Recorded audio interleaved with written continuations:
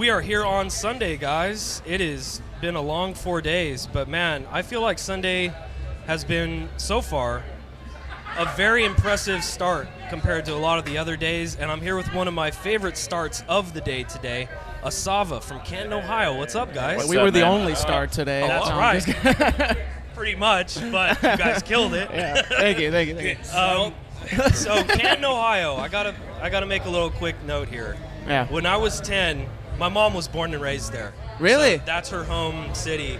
When I was 10, I made a trip there, and we went to the Rock and Roll Hall of Fame. Oh, cool. And it was a big deal. I'm sure that's you guys hear about the Rock and Roll Hall of Fame all the time growing up there. I used to paint there. So no kidding. Paint the insides for all the hallways and all the display areas. Like I used to have a job there. He did it too.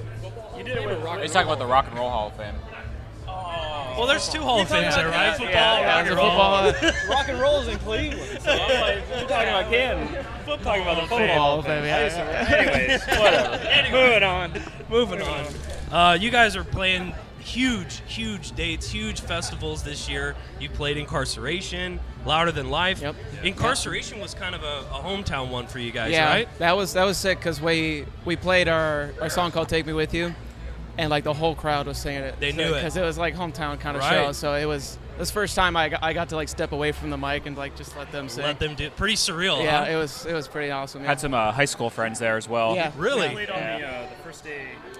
Zach Wild played with Pantera there, right? Oh yeah, you guys got lucky. Yeah. You guys We got to played see on that some of day, that. so it was cool to just be part of that. I know, right? Well, how long? And he jammed on Planet Caravan for like 7 minutes, just doing a solo. I thought it was the coolest thing ever. But. So, did you guys on these festivals? Have you just been taking them in, some of these lineups and enjoying them yourselves, or are you on a super strict schedule and don't really have time? Kinda. Louder was about the only one we got to actually just like because we played the first day, so we were able to kind of like walk around and and see some shit. Some stuff, sorry. No, you can cuss, it's all good. Okay, cool. We got to see some cool bands. Your mom's Honestly, gonna be angry. Who was your guys' favorite? I kind of liked Slaughter to Prevail. We're talking about Ink, right? No, I was talking about Louder. Oh, he's just like Slaughter to Prevail. My favorite in general. Just in general. Honestly, Louder, I really liked Sleep Token. I wasn't even a fan before I watched them. I was like, holy shit, that was great. They had one of the biggest groups here yesterday for the side stage, Sleep Token. I bet, yeah. It's good for them. They're really getting somewhere now. How's the crowd reaction been for you guys at these festivals? Have you been impressed, or has it just been Overwhelmingly underwhelming? a positive, yeah. It's been amazing. For being out here, like, this is the other side of the country. Right. I think we had a great response. Like, just, I don't expect anybody to know us out here. You know what I mean? Yeah. And, like, people were there. People were digging it and, like, cheering. Well, I know we're playing your stuff locally, radio-wise, on 105.7 The Bear. I know they're playing in the SAC stations here. You guys are awesome. You cut through the mix. There's a lot of generic mainstream rock out there, and you guys are doing something a little different. That is all thanks to this guy right here, Jacob Shard, Who's our that? Producer engineer. Okay. He's the guy that found us and made us sound good. He made you sound good. Oh, yes. Say it up, Jake. Tell him. It's a both and, like, it was already there. They had the composition. They just needed to have something that stood out commercially. So when you're on a playlist and you hear it, you're not reaching over to turn the volume up or down. Exactly. Well, he said, how did you guys, like, all come together here? How did this happen?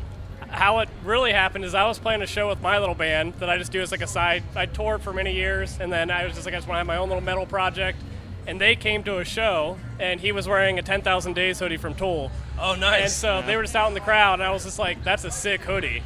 And then Greg, who I knew from like bass forums and talking bass tone, he was just like, dude, you guys were awesome. And I just ended up talking about them the whole time. I was like, you guys just need good mixing. You need good production, and you guys would stand out. And so I sent him to my mix engineer, and my mix engineer was like, you guys need better production. Come back again.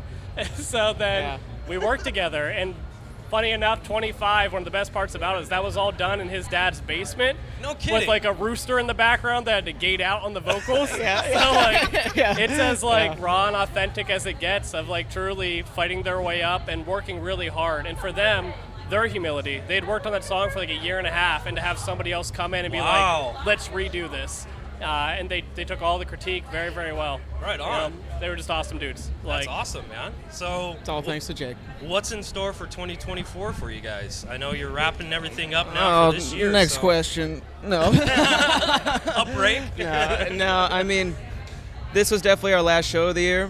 We got one more release coming out like next month. Right. But from there, we're definitely taking a break from shows. We had a tour earlier this year and then 3 festivals, so we're definitely reaching the point of like burnout. Yeah, a little bit, at least with shows and stuff. So I think we're gonna just try and chill and plan for next year and work on maybe recording stuff for next year. Do and you then guys write while you're on the road, or is that strictly something you do in we the tried studio? it, didn't fucking work. You gave it a shot? Yeah. Did you guys have some kind of thing set up where you could like record a little bit or have riffs or something in the back of the van or something like that? We had the equipment. It was just like tour kicks your ass. Yeah. Yeah. It's awesome. We didn't have any open time, really, honestly. You're right. Like, we're going to do all these songs in a month. So pretty much what it is like Liam's like, hey, I got all these songs. And this month, can we do all of them? We're like, all right, we'll make it work. So right on. It works out because like I usually don't get the itch to write until like the fall anyway. So okay. like I don't know what it is. It's kind of always been like that. We always kind of come up Just with the way our the year goes. Yeah, it actually works in terms of like growing into the next year because we write in the fall, record it in the winter, and then it's out in next year. So like it actually works. So. Right on. Thanks to the universe. Well, we're really looking forward to it. Make sure you guys check out asavaband.com for the merch, the tour dates, all that music that's going to be coming out around the horizon. Woo. Thank you guys so much for taking the time today. Really appreciate it. Thank you.